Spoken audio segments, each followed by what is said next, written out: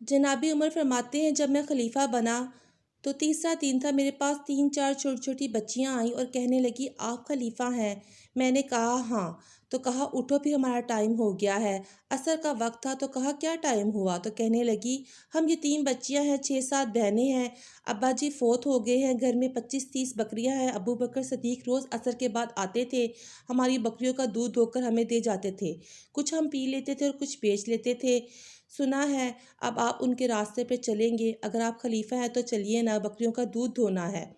जनाबी उमर फरमाते हैं, छोटी छोटी बच्चियों के पीछे मैं चल रहा था और मैं रो रहा था। तो रास्ते में मुझे एक सहाबी मिले तो कहने लगे, उमर रो क्यों रहे हो? तो मैंने कहा, यार ये अबू बकर मेरे लिए रास्ता बड़ा मुश्किल कर गया है, इनकी राहों पर चलना कितना मुश्किल होगा। जिगरे राह वफा में नक्श ऐसे छोड़ आया हूँ, मैं जिस मंजिल से गुजरा हूँ वो अब तक याद करती है।